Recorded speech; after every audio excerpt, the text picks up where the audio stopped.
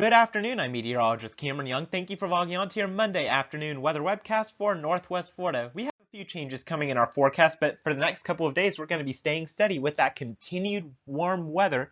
Highs getting well up into the 80s in some areas, but we do have a severe weather threat as we head into Thursday night, especially, and maybe even Friday morning if you're further to the east. But if you're looking for the beach weather, that's going to be great. This weekend looks like the best time. Lots of sunshine and 70s. But we're going to talk about that in a little bit. First, we got to get through the severe weather risk coming Thursday, especially Thursday night into Friday morning. Right now, the Storm Prediction Center has parts of northern Escambia and northwestern Santa Rosa counties in a 15% risk, which is the same thing as a slight risk. It's just a different name since we're more than 3 days out from the event.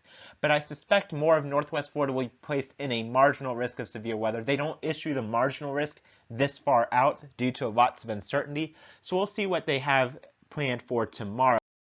See their newest outlook. Our total rainfall, though, on Thursday through Friday, we're expecting about 1.5 to 2.5 inches of rain. Some areas could see a little bit more, some areas a little bit less, but that's our general thinking. So with that heavy rainfall, we may see a little bit of the urban flooding, like some street ponding and stuff like that, but we're not talking about widespread flash flooding from this event. Just some pretty good rainfall to help clear out the pollen that you've probably been suffering with those allergies.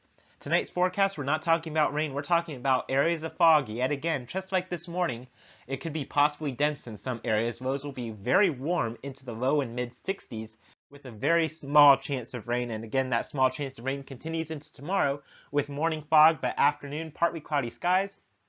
Highs will be between 76 and 83 degrees on average. And I can't rule out a few areas getting closer to the mid 80s, especially if you are north of Interstate 10. Your beach forecast for tomorrow looks great though.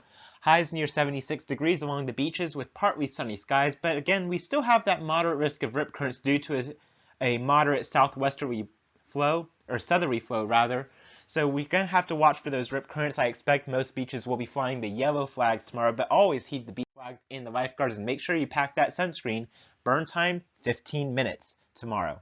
Your next 3 days along the coast, we see partly to mostly sunny skies across the area for the next 3 days. Highs getting up to near 80 degrees Wednesday and Thursday.